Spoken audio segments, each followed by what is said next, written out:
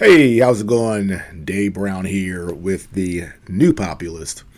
Thank you again for joining me. We have a lot of Trump cabinet picks. The most recent, RFK Jr. to run the Department of Health and Human Services. Great pick, obviously. Well, for me, it's obvious. I wasn't quite sure that Trump would pick him and Tulsi Gabbard for cabinet positions that would need confirmation from the Senate. I was very doubtful of that, but it seems he has, and it's going to be interesting to see how they do in front of the Senate and whether or not the Republican Senate will confirm them. We're already getting a lot of noise from them, showing that they're going to be difficult. I've always said it, our biggest obstacle is not the Democrats in Congress, it is the Republicans in Congress. They are the ones that will give us the most trouble, and they always seem to have cold feet when it comes down to it. Democrats, no. Democrats nominate somebody, they get through. Republicans, and all of a sudden we have people like Susan Collins and Lisa Murkowski going, I don't know, I can't support that person, I can't support this person. So it will be a challenge, and we will see if they get through. And of course, there is the option of recess appointments if they can get confirmation. So hopefully, one way or another, RFK Jr. will be at that department, and Tulsi Gabbard will be at DNI, Director of National Intelligence. But one thing that is interesting, and one thing I want to focus on in this video, is this duality, where we have, on one hand, people saying that this administration is pro-Putin and is going to basically do whatever Putin wants. And on the other hand, we have people saying that Trump has picked all of these neocons and he has sold out. So how can these two opinions both coexist? So, for example, we have Bill Kristol, who is an arch neocon. He is one of the people who founded the Project for a New North American Century, along with Robert Kagan, another huge neocon. And the neocons were largely responsible for the Iraq War, which we know now was based on garbage. And every neocon should be ignored. Their credibility should be gone. But for some reason, they're still in the media. Robert Kagan was on the board for the Washington Post. Bill Kristol is still gone to by the media, and they ask him for his opinions on things. So for some reason, they're not discredited, and they're still out there chirping. So here we have Bill Kristol showing that Tulsi Gabbard is a Russian asset. And it says here in his tweet, it's the appointment of Tulsi Gabbard as Director of National Intelligence that worries me. Gabbard has looked and behaved like a Russian asset. Her most notable actions were ongoing defenses of two war criminals, Bashar al-Assad and Vladimir Putin. So, according to him, she is carrying weight for these two war criminals. And of course, every head of state technically could be called a war criminal, not just those two. So, Bill Kristol clearly not very happy with Tulsi Gabbard as DNI. And another one of his neocon buddies, David Frum, another complete scumbag, says, why not cut out the middlewoman and just name Putin as Director of National Intelligence? So these guys are really unhappy with Tulsi Gabbard, perhaps leading the U.S. intel community. So that's your neocon side. That's what they think. But now we have people on the libertarian side, people who I like, by the way, so this is not a criticism of them, just putting out their opinions here. They say, Dave Smith, no matter who you vote for, you get John McCain. And he says here, Marco Rubio is a disaster. Might as well give Liz Cheney the State Department awful sign. And Max Blumenthal, he's a progressive, not a libertarian. He says the Trump administration's foreign policy team is a neocon clown car. So the neocons say this is terrible, and they're freaking out. And the anti-establishment people are saying, no, this is all neocons, and Nothing has changed. So the question is, who was right here? And I think the answer is complicated. So what I want to do is go through his picks and talk about them and give my opinion on what they're going to do and whether or not they're worrisome. And the first pick he has, Trump here, is Pete Hegseth, Department of Defense. Well, Pete Hegseth was in the military for 20 years in the reserve, served in Iraq, Afghanistan. He's a relatively young guy, mid-40s, not part of the bureaucracy. And if you've watched his interviews, read his book, his basic thing is that the military has been overtaken by the Wilk virus and that he wants to turn the military back into a lethal fighting machine, which is exactly what it should be. So as defense secretary, if he's doing that, that's awesome. Now, his positions on foreign policy are more Republican, more traditional Republican, very hawkish against China, which is not shocking. He points out that China is building an army that is, going to be structured toward defeating the United States, and that we, the United States, are way behind and need to catch up. Now, is he right about that? China certainly is projecting its power, not really on the military level, globally. Globally, they're sort of, using their economic power to really gain power. Obviously, they're investing in Africa. They're building roads. They're building power plants. They're lending a hand to developing countries in order to get, a grip in those countries, which is pretty smart. So they are a global power, but economically, not really militarily, although I think that may change over time as their position improves. So Pete Hegseth wants to restructure our military to take on this challenge. And, of course, we should. Not because we want war, but we have to be prepared. So I have no problem with him wanting to rebuild the military. And being a young guy, not being part of the bureaucracy, he is not going to push his own policy opinions onto Donald Trump. He will do what Donald Trump says. So his actual opinions on foreign policy really don't matter that much. I think Trump picked him because he wants an outsider, he wants a loyalty, and he wants somebody to actually build a military that can fight. So for DOD, Pete Hegseth, not a big problem for me. No, he should be fine. Now, we have the National Security Advisor, Mike Waltz. This one is a little more concerning. He definitely is more Neocon. He was a representative in the House of Representatives, and I think Trump picked him because he wanted to. I don't know. He likes to give a wink to the establishment to say, "Hey, I'm not going completely off the rails here. Here's somebody you can feel comfortable with." So Mike Waltz, more Neocon than I would like, but I think Trump is doing it as a sort of a compromise. He picked John Bolton.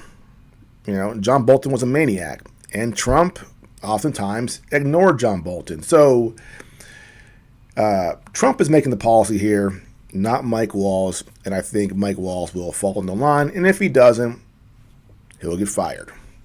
But we'll see. Then we have John Ratcliffe for director of the CIA. John Ratcliffe was instrumental in pushing back against the Russiagate lies. So that's great. He was, did really well actually in that regard. So he has shown to be someone who will push back against narratives from the intelligence community, which is why he was picked. He's been loyal to Donald Trump. Now, is he more of an establishment Republican when it comes to foreign policy? Yes, but as CIA director, I don't think that's going to be too big a problem for Trump. So I'm not too worried about the John Ratcliffe pick. And if he can restructure the CIA to focus on real issues, not phony things like Russian collusion, that's fantastic. And then we have Tulsi Gabbard as Director of National Intelligence. And why do the neocons hate her so much? Well, clearly she's been anti-war as far as Ukraine.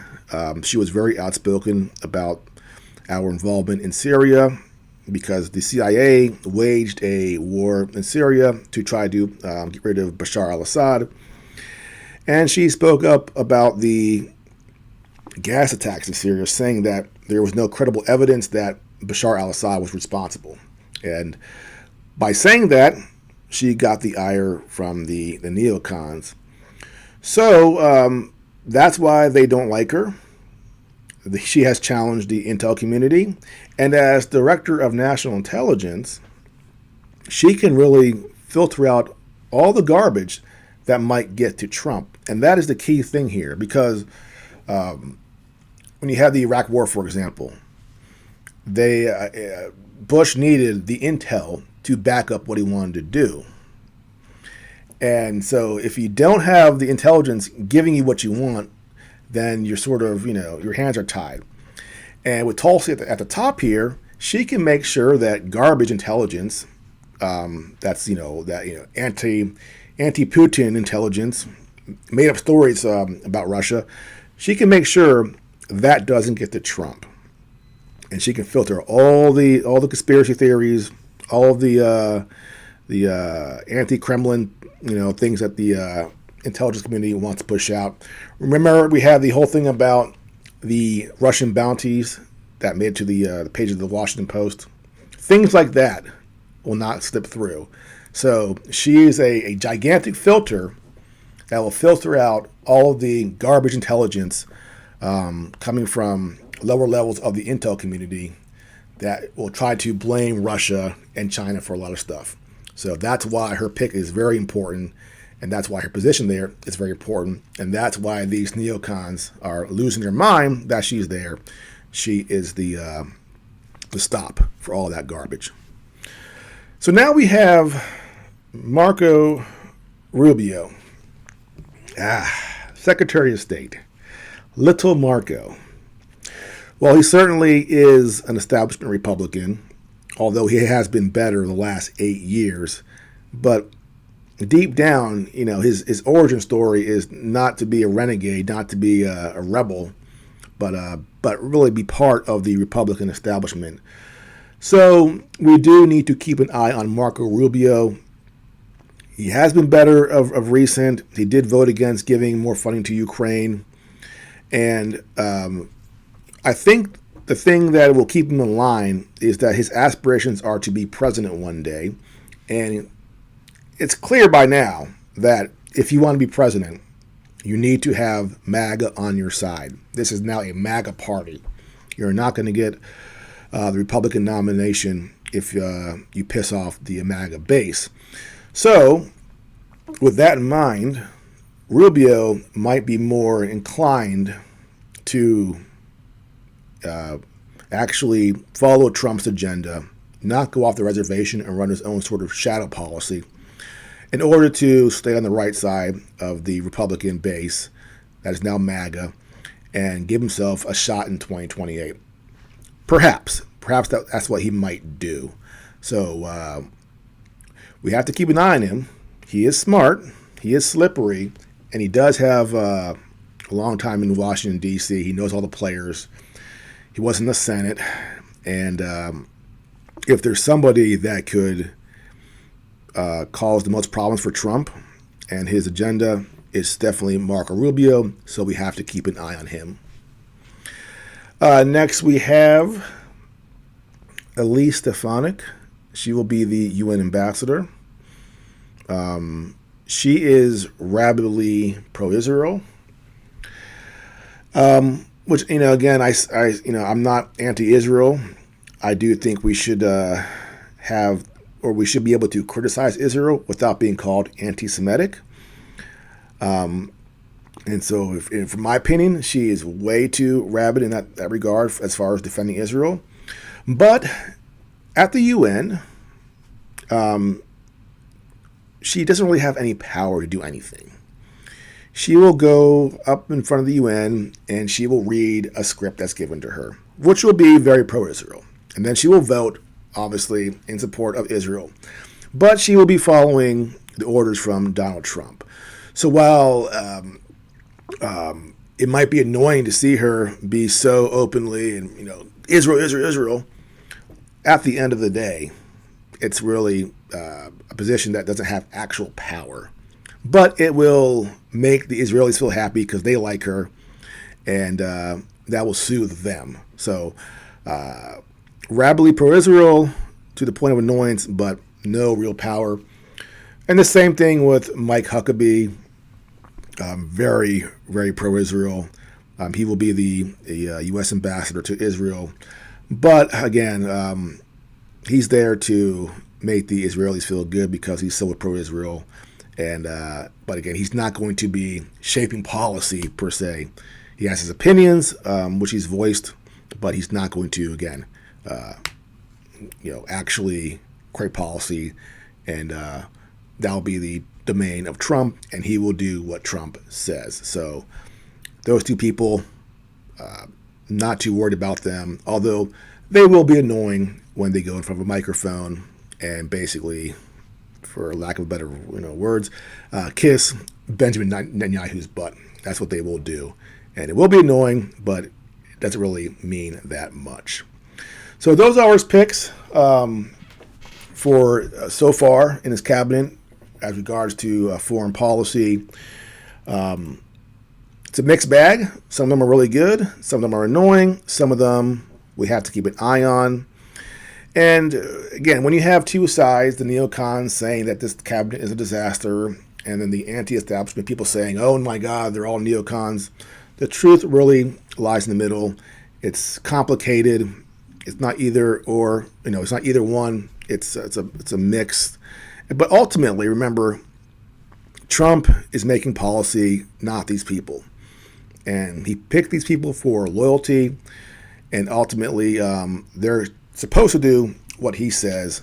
And being his last term, he doesn't care. If they don't do what he says, he will fire them, obviously. So hopefully Trump ultimately sticks to what he says of trying to bring peace to the Middle East, try to settle the Russia-Ukraine war, and keep us from fighting China. Hopefully that is what happens. And I mentioned this in another video. I think that some of the reason he's picked people who are hawkish is about appearances. Peace through strength. By showing the enemy that you are ready to fight, that you're prepared to fight, that may be the best way to keep the enemy from trying to take advantage. If you signal weakness, they go, maybe this is a good time to, expand our territory, invade some other country. But if you are showing strength, that's when they go, maybe we got to be careful here because this guy Trump is unpredictable. He's surrounded by all these hawks. The U.S. military is restructured, ready to go, well funded. Maybe we negotiate and engage in diplomacy and not try to use our military to expand. So I really do think that Trump is using these hawks to show strength in order to achieve peace. You surround yourself with radical non-interventionists and doves, and the enemy goes, maybe now is the time to do something. So I think it's a strategy. And Trump always talks about, too, being ambiguous, not showing your hand. So I say, calm down as far as getting too excited about what may or may not happen. And let's wait and see. And give Trump the benefit of the doubt. that he wants to bring peace through strength and not allow the neocons to run wild and to really destroy his administration. So let's give him a chance. He understands the game better than he did 8 years ago. He really does. And there's no holds barred. This is his only term or his last term. And I think he really wants to end his presidency as being the great savior of America, who made America great again, who brought peace to the world. I think that's what he wants his legacy to be. He does. That's obviously very important for him and his very big ego. He wants to go down in history as being a great president. And if he expands wars and causes more chaos in the world, well, that won't be the case. So let's give him the benefit of the doubt that he wants to follow through on what he campaigned on. But ultimately, we just have to wait and see. Well, that's it for right now. If you are new to my channel, please like and subscribe, and I will see you next time.